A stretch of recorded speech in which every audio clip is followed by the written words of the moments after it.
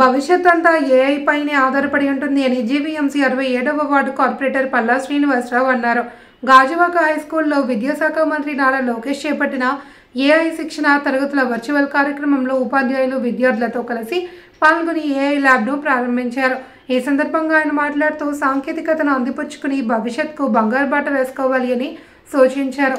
చదువుతో పాటు విజ్ఞానాన్ని పెంపొందించే ఇటువంటి కార్యక్రమాన్ని కూటమి ప్రభుత్వంలో ఏర్పాటు చేయడం శుభ పరిణామమని అన్నారు.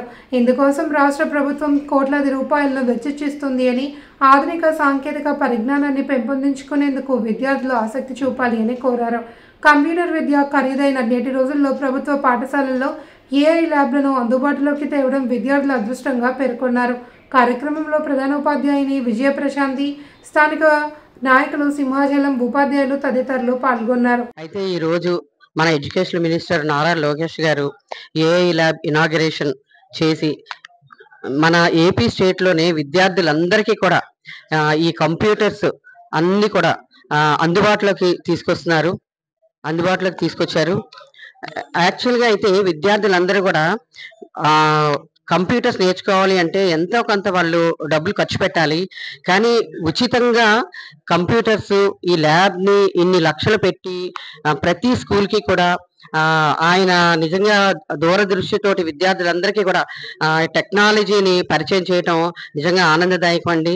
దీన్ని విద్యార్థులందరూ కూడా వినియోగించుకొని మంచి ఉన్నత స్థానాల్లోకి వాళ్ళు ఉంటారని ఆశిస్తూ ఈరోజు రాష్ట్ర ప్రభుత్వం నారా చంద్రబాబు నాయకత్వంలో మరి మన ఎడ్యుకేషన్ మినిస్టర్ అయినటువంటి లోకేష్ బాబు గారు మరి ఏవైతే మన ఆంధ్రప్రదేశ్ గవర్నమెంట్ స్కూల్స్ ఉన్నాయో అన్ని స్కూల్స్లో కూడా ఈరోజు ఏఐ గురించి libraries, computer class rooms open చేయడం జరుగుతుంది. మరి మన గాజువాక హై స్కూల్లో ఈ ఏఐ గురించి విద్యార్థులకి అందుబాటులోకి తీసుకురావడం జరిగింది. చాలా ఆనందం. ఎందుకంటే ఒకప్పుడు కంప్యూటర్స్ నేర్చుకోవాలనుకుంటే కంప్యూటర్ స్టార్ట్ అయ్యేటప్పుడు ఎవరో పెద్దోళ్ళు డబ్బున్నోళ్ళే అని మనం భయపడేవని. కానీ ఈరోజు ఇంకా ఏఐ ఇప్పుడిప్పుడే అభివృద్ధి చెందుతుంది. ప్రతి విద్యార్థి కూడా అది అందుబాటులో తీసుకురావాలనే ఉద్దేశం మన జిల్లా పరిషత్ హై స్కూల్స్లో కూడా దాని గురించి తర్ఫీదు ఇవ్వడానికి మరి ఒక సైంట్ వారితో కొల్లుడై మరి ఇక్కడ మనం ప్రతి స్కూల్స్లో కూడా పెట్టడం జరిగింది.